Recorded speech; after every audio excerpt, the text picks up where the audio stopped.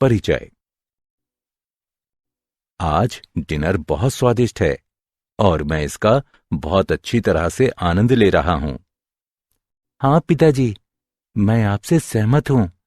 मैं भी डिनर का आनंद ले रहा हूं। अच्छा बेटा, मुझे नमक देना। हाँ पिताजी। बेटा, क्या तुम मेरे एक प्रश्न का उत्तर दे सकते हो?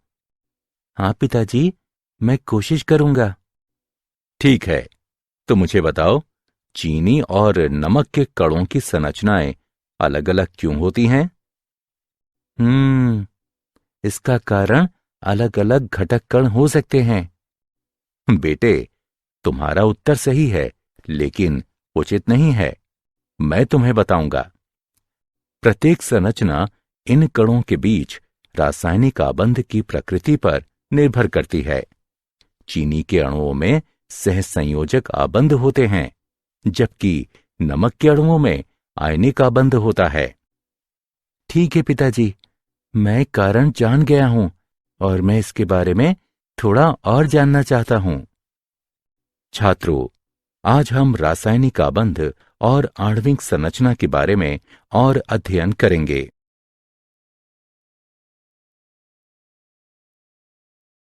उद्देश्य।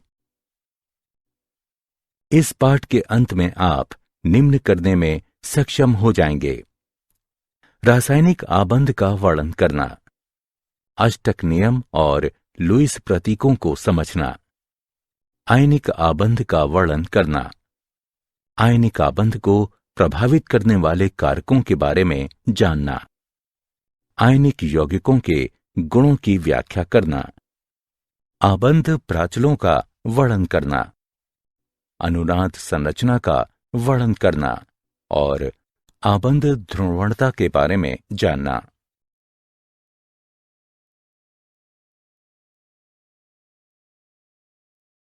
परिभाषा। प्रकृति में अधिकतर पदार्थ अणुओं के रूप में मौजूद होते हैं, जो समान या विभिन्न प्रकार के परमाणुओं का समूह हैं। विभिन्न रासायनिक स्पीशीज में अनेक घटकों को संलग्न रखने वाले आकर्षण बल को रासायनिक आबंध कहते हैं। रासायनिक आबंधों को विभिन्न प्रकार में वर्गीकृत किया जा सकता है, जैसे आयनिक आबंध, सहसंयोजक आबंध, उपसहसंयोजक आबंध, धात्विक आबंध, हाइड्रोजन आबंध और वॉन डेर वाल बल।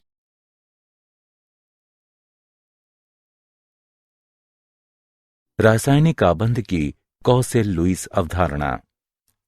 परमाणु संरचना के क्षेत्र में हुए विकास ने संयोजकता के विभिन्न सिद्धांतों के लिए आधार प्रदान किए। इस क्षेत्र में प्रारंभिक योगदान डब्ल्यू कॉसेल और जीएन लुईस ने सन 1916 में दिया। सर्वप्रथम संयोजकता की कुछ तर्क संगत व्याख्या प्रदान करने वालों में वे पहले थे, जो उत्कृष्ट गैसों की अक्रियता पर आधारित थी। अष्टक नियम। नियम के अनुसार विभिन्न तत्वों के परमाणु रासायनिक संयोजन में इस तरह से प्रवेश करते हैं कि परमाणु अपने सबसे बाहरी कोश में 8 इलेक्ट्रॉनों का विन्यास प्राप्त कर ले। वे ऐसा इलेक्ट्रॉनों के स्थानांतरण द्वारा अथवा इलेक्ट्रॉनों के आपसी सहभाजन द्वारा करते हैं। लुईस प्रतीक। इन संकेतों के अनुसार तत्व का प्रतीक नाभिक तथा भीतरी कोश में इलेक्ट्रॉनों को दर्शाता है। बाहरी कोश के इलेक्ट्रॉन प्रतीक को घेरे बिंदुओं द्वारा निरूपित किए जाते हैं। बिंदुओं की संख्या संयोजकता इलेक्ट्रॉनों की संख्या को दर्शाती है। तत्वों की सामान्य संयोजकता इलेक्ट्रॉनों से परिकलित की जा सकती है। तत्व की सामान्य संयोजकता या तो बिंदुओं की संख्या के बराबर या 8 माइनस बिंदुओं की संख्या होती है। उदाहरण के लिए लिथियम, बेरिलियम, बोरॉन और कार्बन की सामान्य संयोजकता क्रमशः 1, 2, 3 और 4 है, जबकि नाइट्रोजन, ऑक्सीजन, फ्लोरीन और नियोन की 8 माइनस बिंदुओं की संख्या है, अर्थात क्रमशः 3, 2, 1 और 0 है।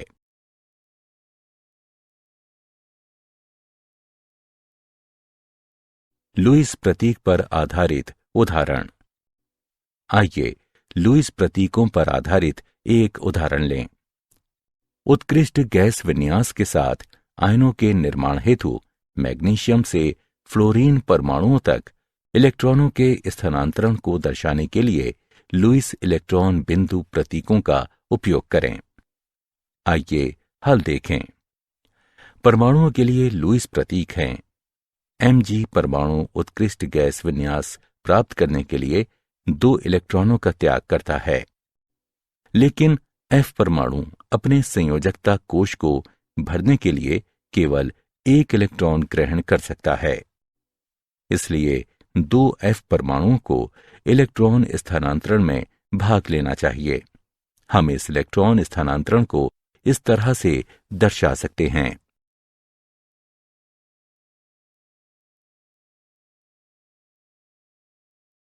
आयनिक आबंध। आयनिक आबंध का निर्माण एक परमाणु से दूसरे परमाणु तक एक या अधिक इलेक्ट्रॉनों के स्थानांतरण द्वारा होता है।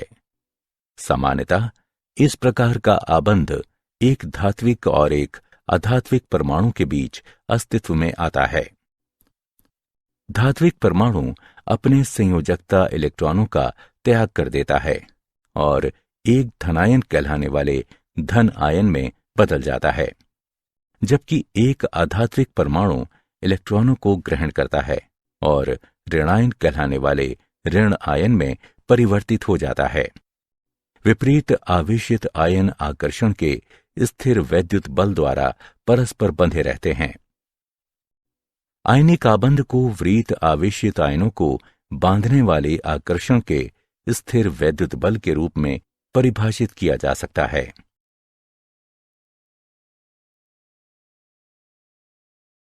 आयनिक आबंध निर्माण के दौरान आयनिक आबंध का विरचन निम्नलिखित 3 चरणों में होगा।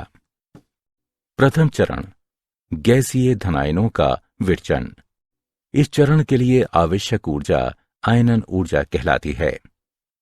दूसरा चरण, गैसीय ऋणायनों का विरचन। इस चरण से मुक्त होने वाली ऊर्जा इलेक्ट्रॉन बंधुता कहलाती है। तीसरा चरण, विपरीत आवेशित आयनों की पैकिंग नियचन आयनिक ठोस बनाती है। इस चरण में मुक्त होने वाली ऊर्जा जालक ऊर्जा कहलाती है।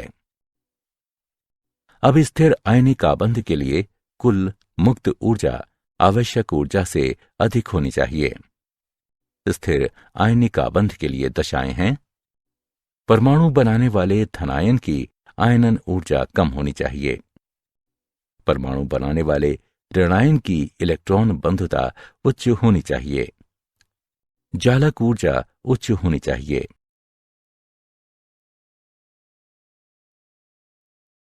आयनिक आबंध और सहसंयोजी आबंध के बीच अंतर। आयनिक आबंध एक परमाणु से दूसरे परमाणु तक इलेक्ट्रॉन के स्थानांतरण द्वारा बनता है, जबकि सहसंयोजी आबंध परमाणुओं के बीच परस्पर सहभाजन द्वारा बनता है।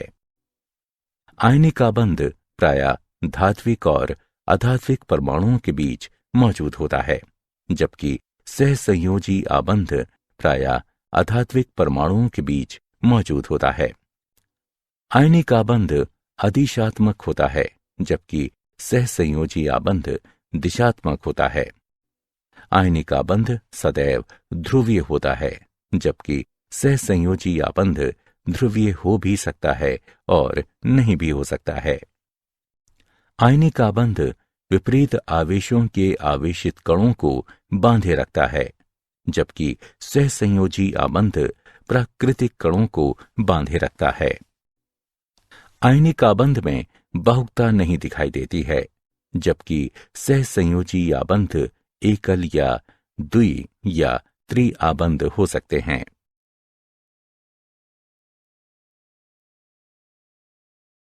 आयनिक आबंध को प्रभावित करने वाले कारक। कारक जो आयनिक आबंध के विरचन का साथ देते हैं और इसकी सामर्थ्य का भी निर्धारण करते हैं निम्न हैं। आयनन ऊर्जा। आयनिक आबंध के विरचन में धात्विक परमाणु इलेक्ट्रॉन त्याग कर धनायन बनाता है। इस प्रक्रिया के लिए आवश्यक ऊर्जा आयनन ऊर्जा के बराबर होती है। आयनन ऊर्जा का मान जितना कम होता है, परमाणु की धनायन बनाने की प्रवृत्ति उतनी ही अधिक होती है। इलेक्ट्रॉन बंधुता। ये ऊर्जा तब मुक्त होती है जब गैसीय परमाणु एक ऋणात्मक आयन बनाने के लिए इलेक्ट्रॉन ग्रहण करते हैं। इस प्रकार इलेक्ट्रॉन बंधुता का मान परमाणु को ऋणायन बनाने की प्रवृत्ति प्रदान करता है। इलेक्ट्रॉन बंधुता का मान जितना अधिक होता है, परमाणु की ऋणायन बनाने की प्रवृत्ति उतनी ही अधिक होती है।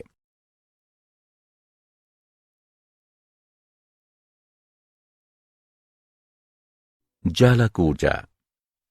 एक बार जब गैसीय आयन बनते हैं तो विपरीत आवेशों के आयन एक दूसरे के निकट आ जाते हैं और एक निश्चित ज्यामितीय पैटर्न में त्रिविमीय पैक होकर आयनिक क्रिस्टल बनाते हैं। यह प्रक्रिया ऊर्जा की मुक्ति के साथ पूरी होती है, जिसे जालक ऊर्जा कहते हैं। इस प्रकार जब आयनिक ठोस का एक मोल गैसीय आयनों के निविड़ संकुलन द्वारा बनता है तो उस समय मुक्त होने वाली ऊर्जा की मात्रा को जालक ऊर्जा के रूप में परिभाषित किया जाता है। जालक ऊर्जा का परिमाण निम्नलिखित कारकों पर निर्भर करता है। आयनों का आकार। आयनों का आकार जितना छोटा होता है, अंतरानाभिक दूरी भी उतनी ही कम होती है और अंतरा आयनिक आकर्षण उतना ही अधिक होगा, इसलिए जालक ऊर्जा का परिमाण भी अधिक होगा। आयनों पर आवेश। आयनों पर आवेश का परिमाण जितना अधिक होगा, आकर्षण बल उतना ही अधिक होगा और जालक ऊर्जा का मान भी अधिक होगा।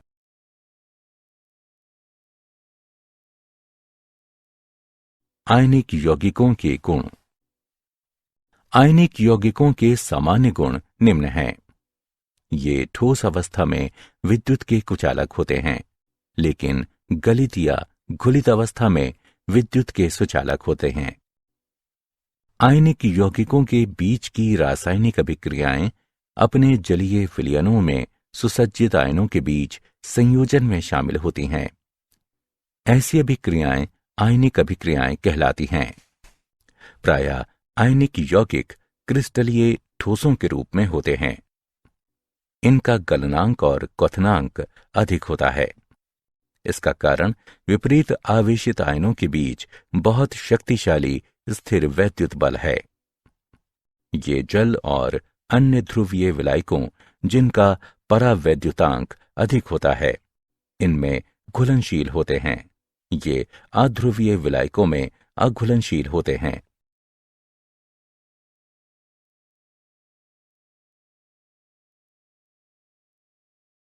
आबंध लंबाई और आबंध कोण। आबंध लंबाई। इसे किसी अणु में दो आबंधित परमाणुओं के नाभिक के बीच की साम्यावस्था दूरी के रूप में परिभाषित किया जाता है। सहसंयोजी त्रिज्या को लगभग उस परमाणु के कोर की त्रिज्या के रूप में मापा जाता है जो आबंधित अवस्था में संलग्न परमाणु के कोर के संपर्क में होता है। वान डर वाल त्रिज्या अनबंधित अवस्था में संयोजी कोश सहित परमाणु का समग्र आकार निरूपित करती है। आबंध कोण। इस किसी अणु आयन के केंद्रीय परमाणु के आसपास उपस्थित आबंधन इलेक्ट्रॉन युग्म को धारण करने वाले ऑर्बिटलों के बीच कोण के रूप में परिभाषित किया जाता है। आबंध कोण को डिग्री के रूप में व्यक्त किया जाता है।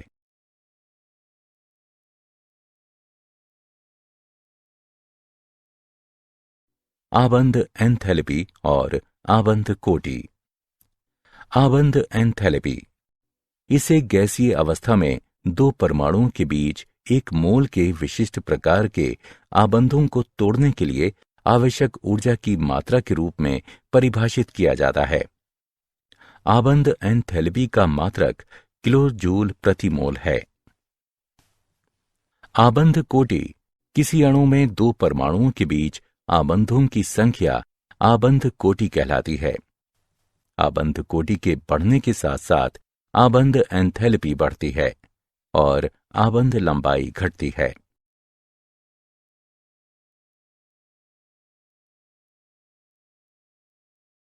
अनुनाद संरचना। अनुनाद की अवधारणा के अनुसार जब कभी एकल लुईस संरचना का एक अणु का ठीक ठीक वर्णन नहीं कर सकती तो समान ऊर्जा नाभिक की स्थितियों, आबंधी और अनाबंधी इलेक्ट्रॉनों के युग्मों वाली कई संरचनाएं संकर की विहित संरचनाओं के रूप में लिखी जाती हैं, जो अणु का सही तरह से वर्णन करती हैं। जब किसी अणु को एक से अधिक लुईस सूत्रों द्वारा, जिसमें से कोई भी यौगिक के अवलोकन किए गए सभी गुणों की व्याख्या करने में सक्षम है, निरूपित किया जा सकता है, तो अणु की वास्तविक संरचना विभिन्न लुईस सूत्रों का मध्यवर्ती होती है और ये अनुनाद संकर कहलाती है।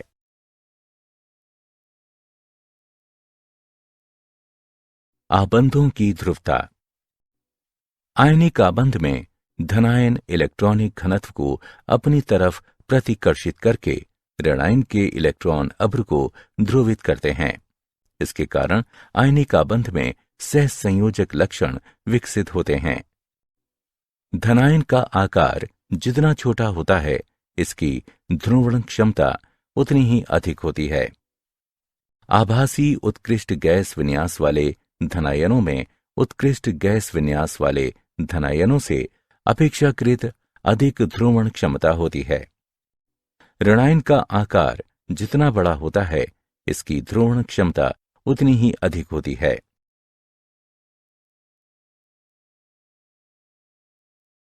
धात्विक आबंध और सहसंयोजक आबंध के बीच अंतर।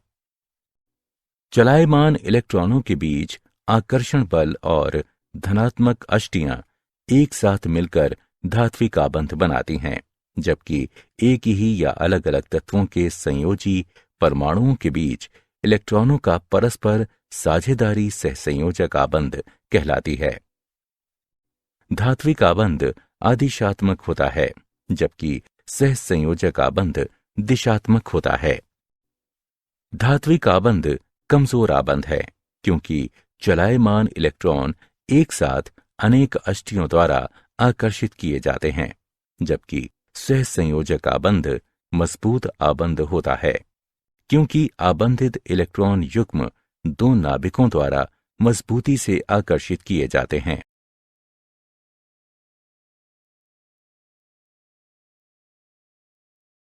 क्या आप जानते हैं, धात्विक आबंध में परमाणुओं की बड़ी संख्या अपने इलेक्ट्रॉनों का त्याग कर देती है। वे मुक्त इलेक्ट्रॉनों और धनात्मक नाभिकों के बीच आकर्षण द्वारा जालक में एक साथ संघटित होते हैं। अनुनाद संकर और अधिक स्थायी अनुनादी रूप के बीच ऊर्जा का अंतर अनुनाद ऊर्जा कहलाता है। शुद्ध आयनिक आबंधन मौजूद है, ये ज्ञात नहीं है। सभी आयनिक यौगिकों में सहसंयोजक आबंधन की कोटि होती है।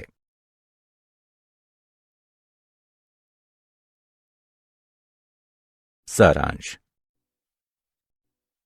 आइए हमने जो कुछ सीखा है उसे संक्षेप में दोहराएं। विभिन्न रासायनिक स्पीशीज में अनेक घटकों को संलग्न रखने वाले आकर्षण बल को रासायनिक आबंध कहते हैं। अष्टक नियम के अनुसार विभिन्न तत्वों के परमाणु रासायनिक संयोजन में इस तरह से प्रवेश करते हैं कि परमाणु अपने सबसे बाहरी कोश में 8 इलेक्ट्रॉनों का विन्यास प्राप्त कर ले। लुईस प्रतीक संकेतों में तत्व का प्रतीक नाभिक तथा भीतरी कोश में इलेक्ट्रॉनों को दर्शाता है। बाहरी कोश के इलेक्ट्रॉन प्रतीक को घेरे बिंदुओं द्वारा निरूपित किए जाते हैं। आयनिक आबंध को विपरीत आवेशित आयनों को बांधने वाले आकर्षण के स्थिर वैद्युत बल के रूप में परिभाषित किया जा सकता है। इलेक्ट्रॉन बंधुता ऊर्जा है जो तब मुक्त होती है जब गैसीय परमाणु एक ऋणात्मक आयन बनाने के लिए इलेक्ट्रॉन ग्रहण करते हैं।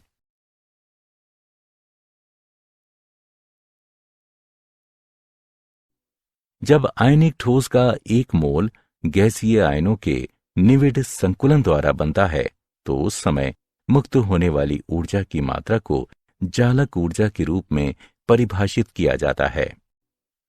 आबंध कोण को किसी अणु आयन के केंद्रीय परमाणु के आसपास उपस्थित आबंधन इलेक्ट्रॉन युग्म को धारण करने वाले ऑर्बिटलों के बीच कोण के रूप में परिभाषित किया जाता है। आबंध कोण को डिग्री के रूप में व्यक्त किया जाता है।